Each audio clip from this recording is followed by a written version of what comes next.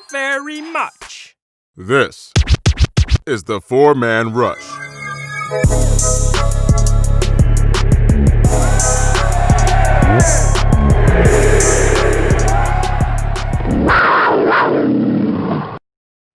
Keep pounding, man. See, that's how it goes.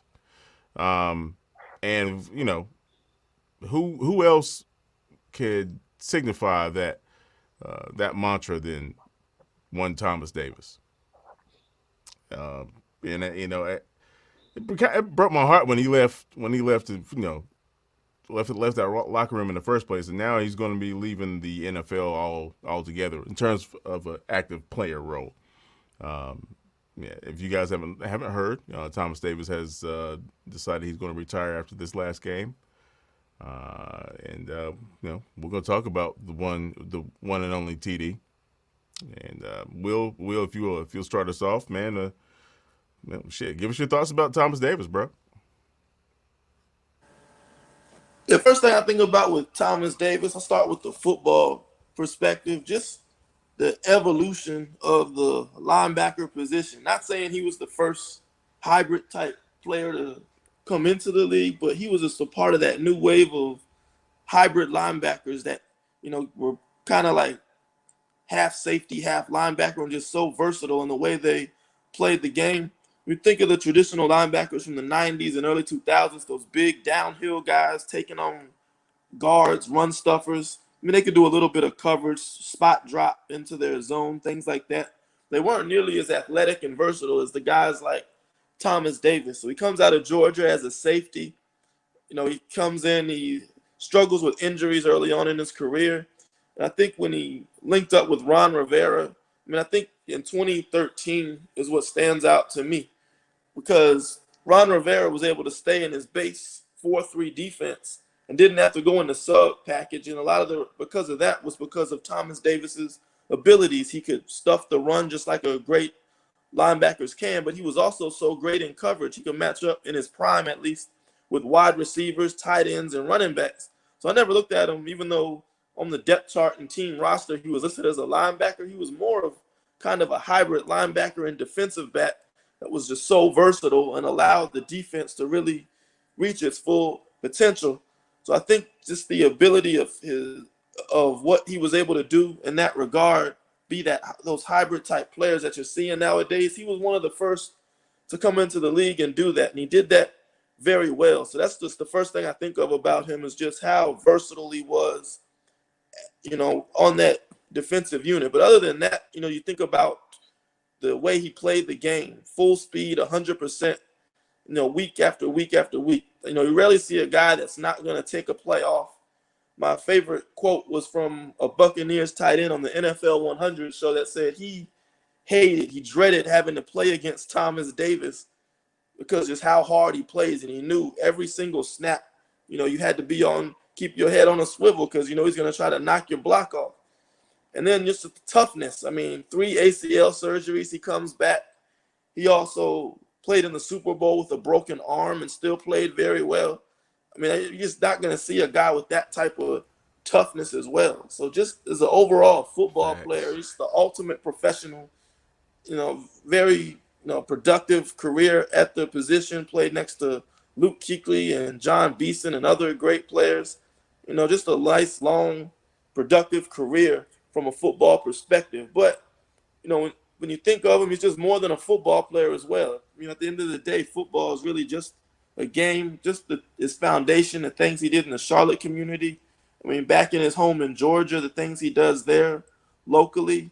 You go to a Charlotte Hornets game, you're likely going to see Thomas Davis courtside supporting the team there. So he was just very actively involved in the Charlotte community, and he became one of us. And it's just good to see. I hope now that he's retired that he can come back and still be a part of that community. I'm sure he'll be in the Hall of Honor and he'll get recognized appropriately, maybe a one-day contract or something to show our appreciation for what he was able to do. But just a good overall ultimate professional, great guy on and off the field, well-rounded, productive career. And I think he'll be a Carolina Panther icon, for the rest of, the long as the franchise is around. Indeed. Well said, man. Kev. Thomas Davis. Yeah, when I think of Thomas Davis, I have to look at him in two folds. I look at Thomas Davis, and then I look at Thomas Davis 2.0. And what I mean by that is, Thomas Davis from 2005 to 2009, before he had his first of three ACL tears, and the one that came back after that third one here. And I like to say that the better version of Thomas Davis was after the coming back from three ACL tears. By the way, the first and only player in any sport, not just football, but in any sport, to ever have that accomplishment. So, let's just keep that in perspective. He's done something that's never been done on any sports platform, and he did it very well. Now, it's not like the version before was some sort of slouch or some punk. I mean, I'm just looking at his, I'm just up here looking at his stats. I tend to be more of a stat guy when we had these conversations, but, he was more of a safety his rookie year in 2005. He only had one start, had 2 fumbles, 1.5 sacks, 40 tackles, 3 tackles for losses. Basically, he was basically drafted to be the guy to spy on Mike Vick. Let's call it for what it is.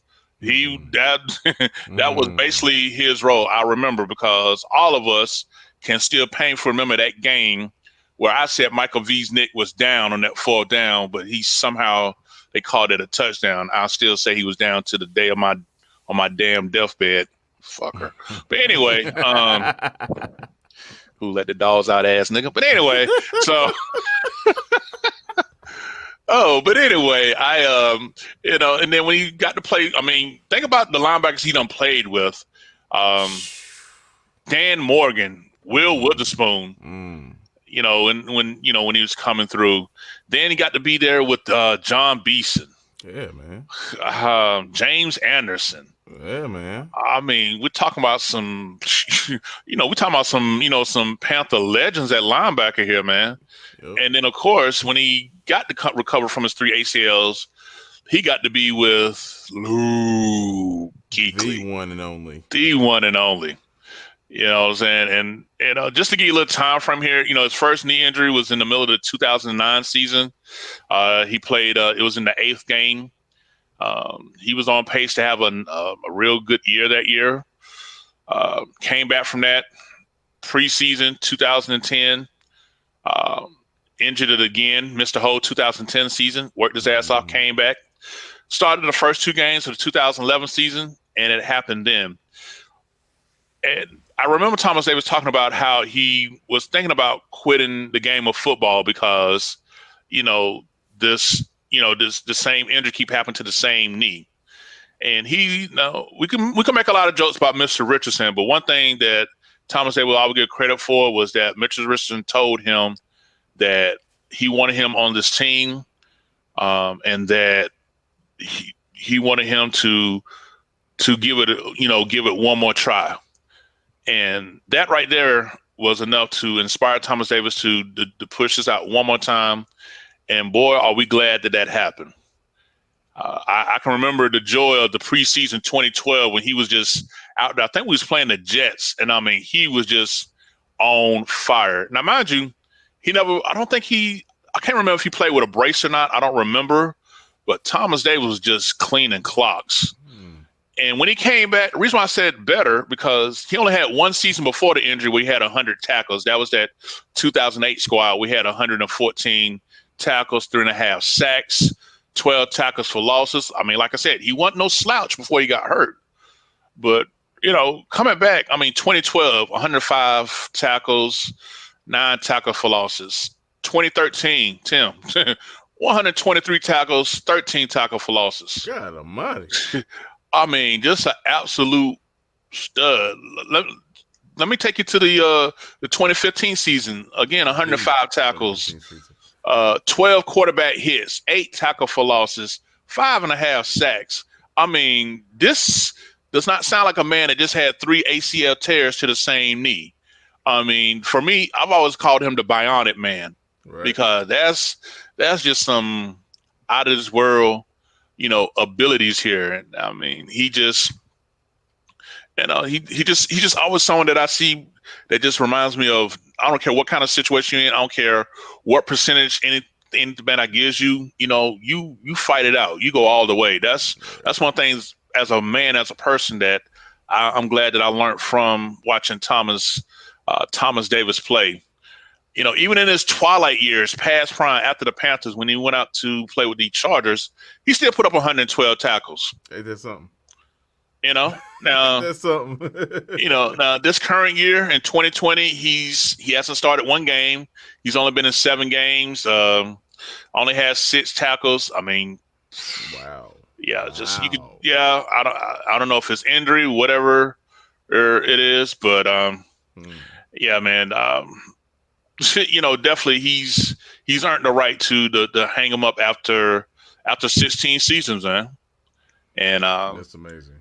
Yeah, so I'm just thankful that I had the opportunity to watch his whole entire career, and and not on top of that, we didn't get to mention what he does off the field is probably a bigger impact than what he does on the field. I mean, Mr. Walton Payton Man of the Year. Yep. I mean, his Defending Dreams Foundation. I mean, just his impact in the community just is completely unbelievable as far as the lives that he's touched. Him and his family, his beautiful wife, who's funny as hell, by the way, on on social media. I mean, his kids. I mean, just if you have a bad thing to say about Thomas Davis, you need to check yourself. Word up. So word up. And it was great because I think Will shared it with us. Right before the game was a picture of him and Luke Kuechly together. Right before the game started, man.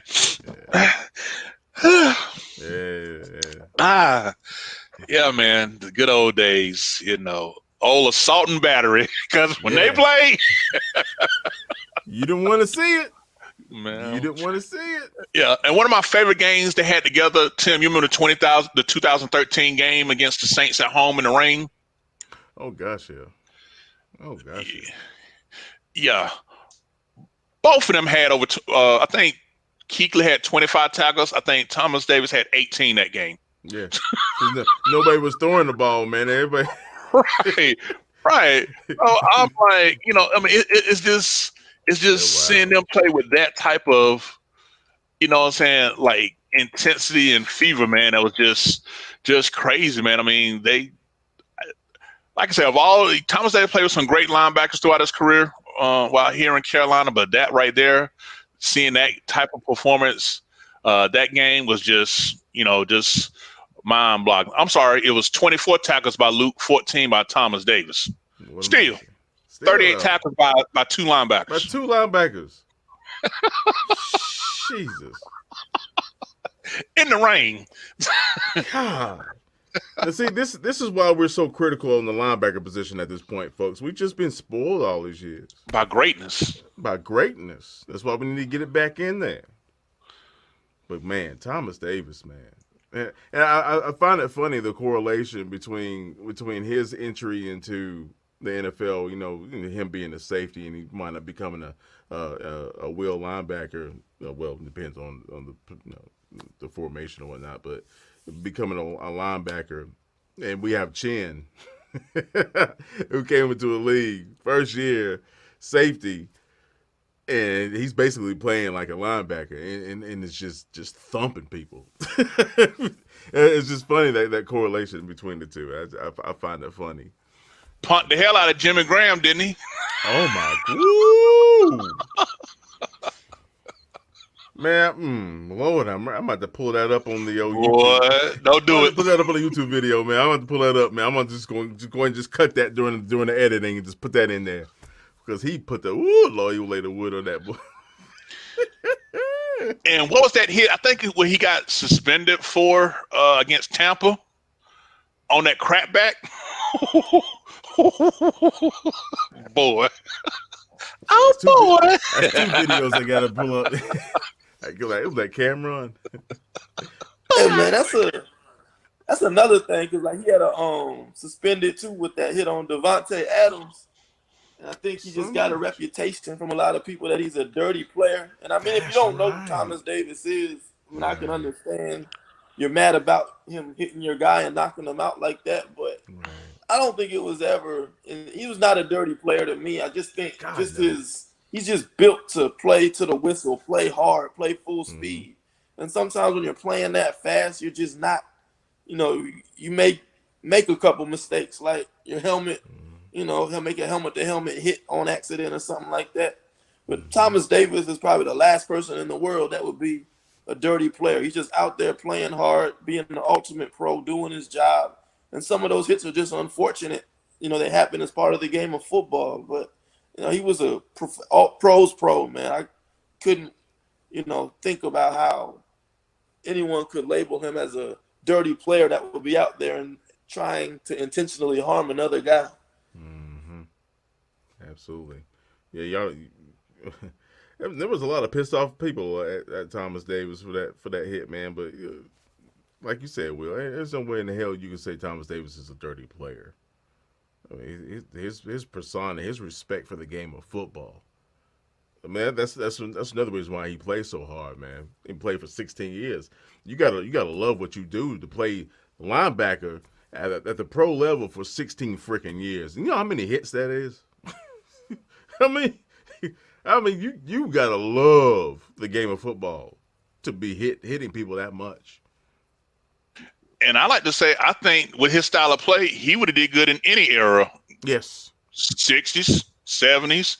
Oh, when you could really just, when you really could just lay the wood to somebody. I mean, could you imagine if he played when the league was more run heavy than the? Oh man, man, the way he used to shoot them gaps. Oh, bro. I mean, I felt bad for some offensive linemen because you can take the right step, the right angle, and he just he gone. He still beat you to the spot. Yeah. It's amazing. So, Thomas Davis, man. Gosh, we'll miss you. We'll miss you, TD, man. And hopefully you come to the Panther organization. You and Luke can, you know, who knows? Might be a DCHC situation right there one day. Who knows, man? Good Lord of mercy. Oh man, God, can we not just draft a retire linebacker? at 58. We should. I don't see why not. Retire at 58. But three Pro Bowls? Yeah. Yeah. Man, and as Kevin mentioned, 58, 59 right next to each other. Yeah, you should do that, man. On the Ring of Honor. At the least the Ring of Honor and retire that damn thing, bro. Hell yeah, bro. Gosh. 16 years flies by, folks. I have to tell you. 16 years flies by. But yeah. Great stuff, gentlemen. Great stuff. Any parting shots, fellas? Just win. That's all that matters. Go ahead, man. Win, baby. Who was that, Art? Just win, baby. Yeah, and mine's as always thanking our fans who support us.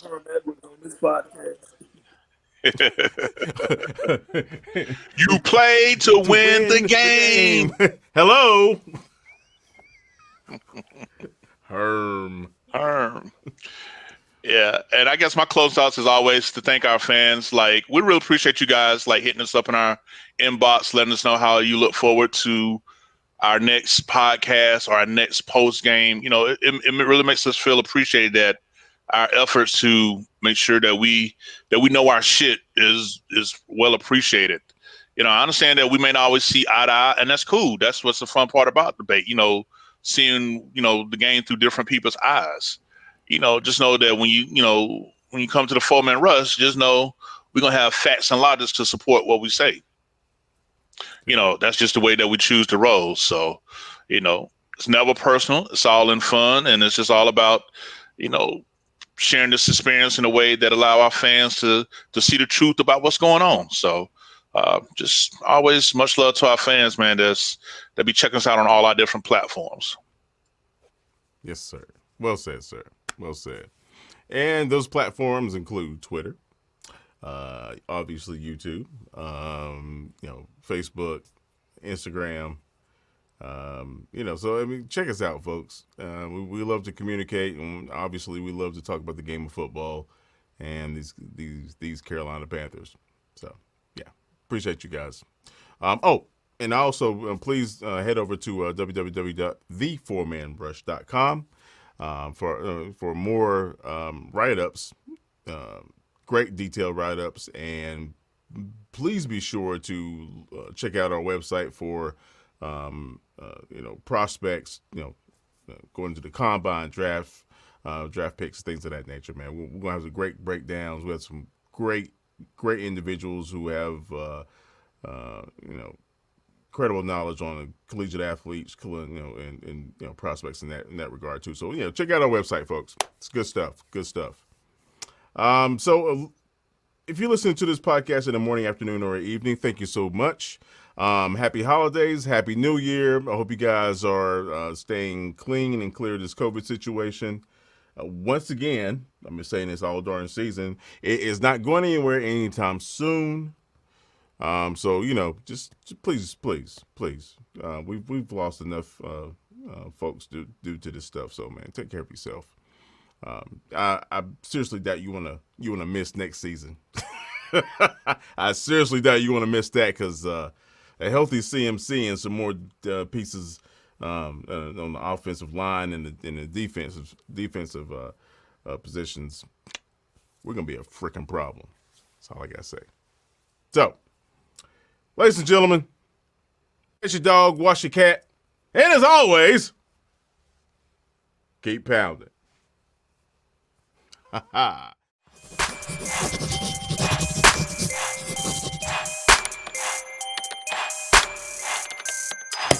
Thank you very much. This is the Four-Man Rush.